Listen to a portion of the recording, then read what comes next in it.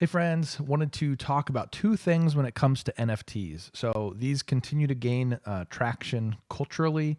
They're still trending, they're still hot. But I think the question that I want to move to away from how do you do it, because we know how to do that now. If you don't know how to do it, here's a link to the video in the corner. But the question now is, should we participate in it? What does it mean for me to be a collector of things? What is it even worth investing in this stuff? And then if I do buy an NFT, what does that mean? How do I do something with that? Really, this question is kind of tied to the future of NFTs. Is this a really short-term fad? Is this something that is short-sighted for us to be involved in if we decide to invest in NFT art? Or does it have long-term potential? So I want to talk on that for a minute. And then the other thing is it's also having to do with the long-term trajectory of these things, but it's really tied more to the environmental impact. There's a lot of buzz around, and I would say angst around this idea of it being extremely wasteful. It's carbon horrible, all these kinds of things. So I wanted to talk about those two things when it comes to the future of NFTs. So this video is a little bit more prognostication. This is me anticipating what's coming. And so, take it for what it's worth. Don't buy an NFT of it. I don't know, whatever. So the first thing, an article came out recently that I saw on Twitter, and I wanted to talk through it very briefly because it really, really struck me that development is happening in this space. So it's a project that Mark Cuban is working on. It's called lazy.com. And it is basically an online gallery for you to display your NFTs. And it also lets you link them and share them with other people. And so think through the lens of you are now curating a museum based on your ownership of NFTs. That's pretty interesting. And so when you begin to look at this from a fine art perspective or an art collector's perspective, you begin shifting the way that you see it. So right now, I think a lot of people are angsty about it because they think it's a shallow, whatever, like trend that's not very thoughtful. The reality here is that people who are collectors are starting to get involved in this.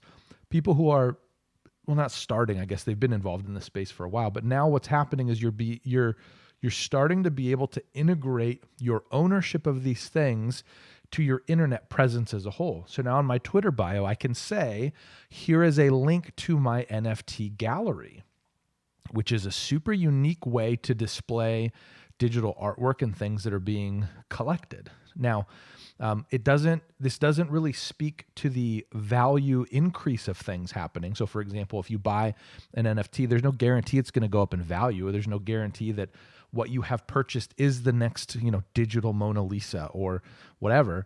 But what it's showing me is it's showing me that this space is actually much richer than maybe we thought it was originally. And at least a lot of the critics, I think, don't get involved if you hate it. That's fine, but don't be a downer on everybody else's parade. So I'm seeing some super interesting progress being made in this space. If you have NFTs and you want to display them, lazy.com, you can set it up. It's tied to MetaMask, which is not the wallet that I used. So understand that that's kind of the limitation at the moment. I think eventually it'll probably broaden as they're in the process of developing it. But if you have a gallery, post it below in the comments. I would love to see these things in action.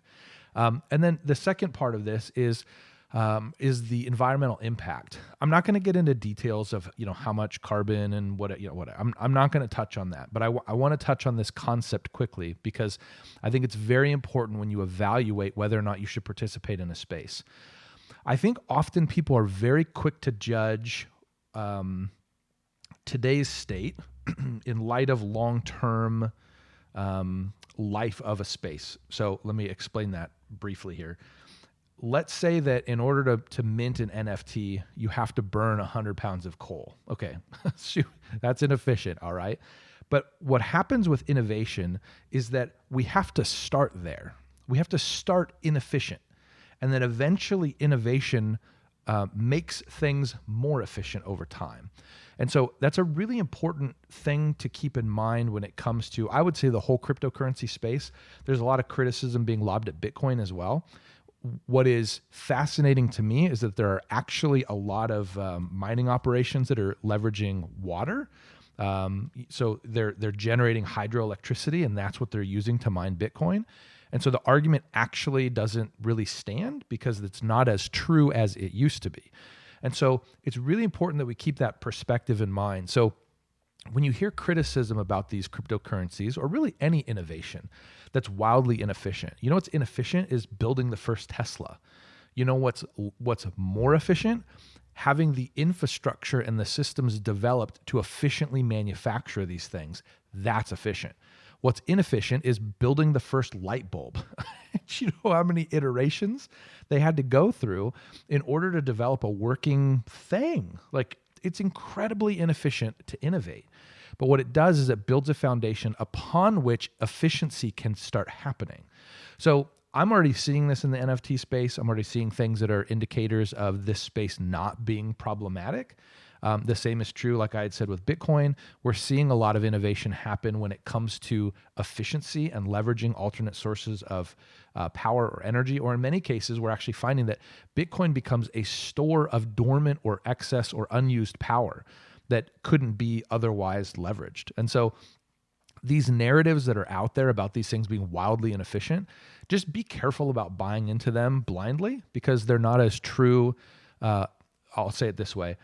They're not as true as they make it sound, but then also they may be true today, but that doesn't guarantee that they will always be true over the long haul. So keep those two things in mind. Now, a little bit of prognostication from me when it comes to where NFTs will go. Over the holidays, my family gave us, my in-laws gave us an Oculus Quest 2, the VR thing from Facebook. And it was a trip. I've never kind of jumped into VR. The last time I played VR was a Game Boy VR, which was like I don't know, it was on the shelf for like 20 minutes, it seems. But it transported you into a space a little bit if red lines was kind of the space that you're used to being in. The Quest is a trip. You feel like spatially you are in the environment. It's incredible. Okay, so now think about the caliber of VR that exists today. And now think about people coming and visiting your VR gallery. That's a pretty interesting concept. Think about games, like I'd mentioned before, games that are driven through the NFT ecosystem, where you have a rare card, a very powerful card, but you have something that is unique that contributes contributes to the game that you're playing. And it gives you an advantage in a lot of ways. I think about these rare Pokemon cards or Magic cards or whatever, WoW TCG, what I used to play. When those rare cards became available, they were very potent to put in your deck, in your hand, and leverage them in battle. And so that's another really interesting application. So the NFT space is super new, and so resist the tendency to judge it before it is allowed to mature. I find that often innovation is judged way too early. We have no idea the viability of something when we're trying to judge it. And so I think that happens for two reasons. It happens out of ignorance because we're unwilling to learn the technology that's being developed. And two, it's out of fear. We care a lot more about protecting the status quo than we do about moving forward. So hopefully those are helpful thoughts as you consider being involved in the NFT space. Hopefully if you're an artist and you are pursuing the NFT space, I hope you're finding great success. My NFT is not very interesting to people, which is totally fine because it was a lesson for all of us, hopefully. But yeah, hopefully this space continues to mature. I'm going to keep an eye on it because I'm super interested in it. Really, the whole kind of idea behind this channel is let's chase the things that are interesting. And then as I kind of go through learning how these things work, I can walk through that process with you and I can show you hopefully some shortcuts from here to there. So yeah, keep on doing what you're doing. And again, drop your NFT gallery. If you go through lazy.com, let me know.